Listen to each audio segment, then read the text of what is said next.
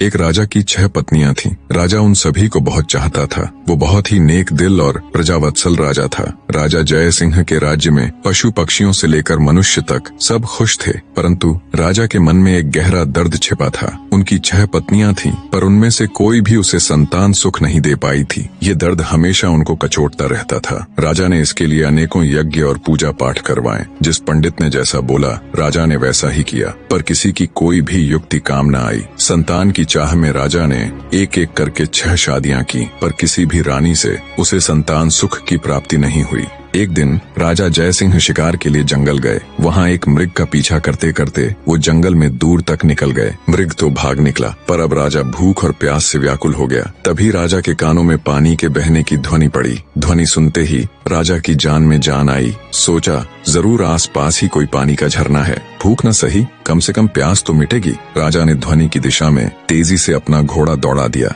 जल्द ही राजा की आंखों के सामने एक बड़ा झरना था, पर जब राजा झरने के पास गया, तभी उसके कानों में एक स्त्री की आवाज पड़ी। अंधे हैं क्या? दिखाई नहीं देता एक लड़की स्नान कर रही है। भूख प्यास से व्याकुल राजा ने उस तरफ तो ध्यान ही नहीं दिया था। लड़की की आवाज सुन राजा चौंक गया। उसने तुरंत अपना मुंह फेर लिया और बोला, क्षमा करे देवी, मैं इस जंगल में बहुत देर से भूखा प्यासा भटक रहा हूँ, जिससे विचलित होने के कारण मैं आपको देख नहीं पाया। इतना कह राजा मुंह फेरे ही वहाँ से कुछ दूर चलकर खड़ा हो गया। कुछ ही पलों में वह लड़की स्नान से निवृत्त होकर राजा के पास आई। उसने सूखे वस्त्र धारण किए थे और हाथ में कुछ फल लिए हुए थे। वह राजा के पास आकर बोली, महाशय, अब आप पानी पी सकते हैं। राजा ने झरने से पानी पिया और लड़की के दिए फल खाए। पानी और फल से उनकी भूख प्यास शांत हुई। राजा ने लड़की की ओर देखा और पूछा, हे सुंदरी, तुम कौन हो और इस जंगल बियाबान में अकेली क्या कर रही हो? लड़की ने जवाब दिया, मेरा नाम मोहिनी है। मैं पास के गांव में रहती हूँ। रोज यहाँ स्नान करने आती हूँ और जंगल से लकड़ियाँ इकट्ठा करती हूँ। ये झरना जंगल के बीच में है, इसलिए यहाँ कोई नहीं आता। राजा जय सिंह मोहिनी की सादगी और सुंदरता पर मोहित होकर बोला, मोहिनी, तुम्हारी मदद के लिए शुक्रिया। आज तुमने मेरी जान बचाई है,